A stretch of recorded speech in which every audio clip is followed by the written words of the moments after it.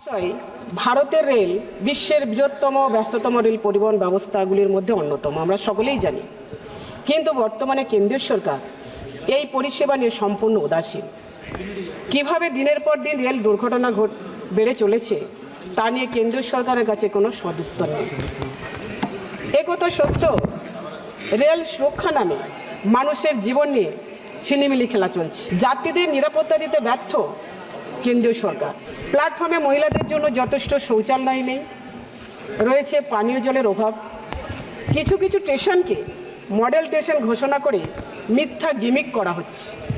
বাস্তবে পরিষেবা বলতে কিছুই নেই, পরিষেবা নামে চলছে প্রহসন। শূন্য পদে কোনো নিয়োগ নেই, যার ফলে অপ্রতুল রেল কর্মচারী দিয়ে চলছে রেল পরিষেবা।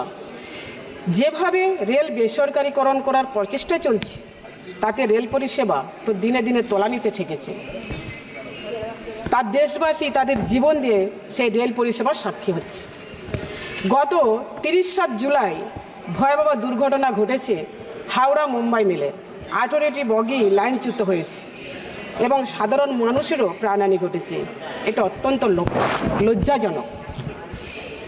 যে রেল ভারতবর্ষের গর্ব ছিল আজ সাধারণ মানুষের কাছে আতঙ্ক হয়ে দাঁড়িয়েছে।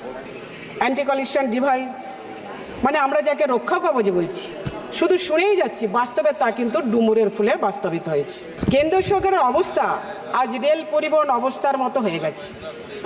রেল যেমন আজকাল যেখানে সেখানে যখন তখন লাইনচ্যুত হয়ে পড়ছে, ঠিক সেই রকম ভারতীয় জনতা পার্টি কেন্দ্রীয় সরকার আজ দিশেহারা হয়ে জনসাধারণের কাছে বিচ্যুত হয়ে পড়েছে।